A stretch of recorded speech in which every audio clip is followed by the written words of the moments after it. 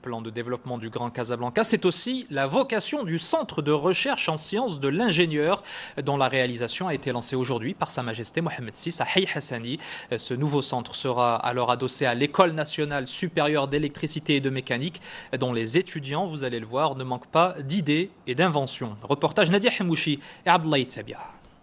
C'est dans l'un des laboratoires de cette école d'ingénieurs à Casablanca que le premier drone marocain a été pensé et conçu.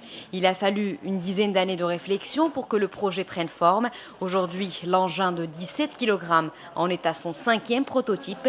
Mais cette équipe de chercheurs sera amenée à développer ce concept et d'autres projets actuellement en phase d'expérimentation dans un nouveau centre. On a un projet de sous-marin, on a un projet Sehati, on a d'autres projets, une caravane médicale, qui sont des projets aussi importants que le projet de drone. Donc voir la concrétisation de ces projets et voir aussi un centre de recherche qui permet en quelque sorte de fédérer tous ces projets, c'est vraiment un rêve qui se réalise. On n'a jamais entendu parler d'un robot sous-marin autonome.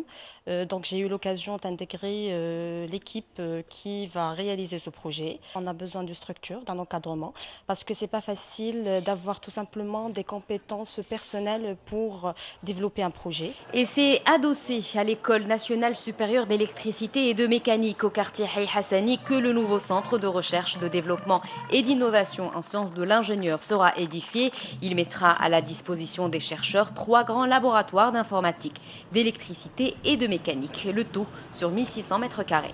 Ce genre de projet, à savoir un partenariat public-privé pour la réalisation de bâtiments et de structures de recherche, c'est une innovation qui va booster la recherche au niveau marocain et aussi montrer au privé l'intérêt de la recherche scientifique, parce que c'est le privé, ce sont les entreprises qui vont profiter des retombées de la recherche scientifique. Ça sera le premier au Maroc en Afrique qui va accueillir environ 150 enseignants-chercheurs et 300 étudiants-chercheurs. L'objectif, c'est faciliter l'appui à la recherche, faciliter la logistique, l'accompagnement, la gestion des projets à l'échelle nationale et internationale. Les travaux de construction peuvent démarrer en posant symboliquement la première pierre du projet.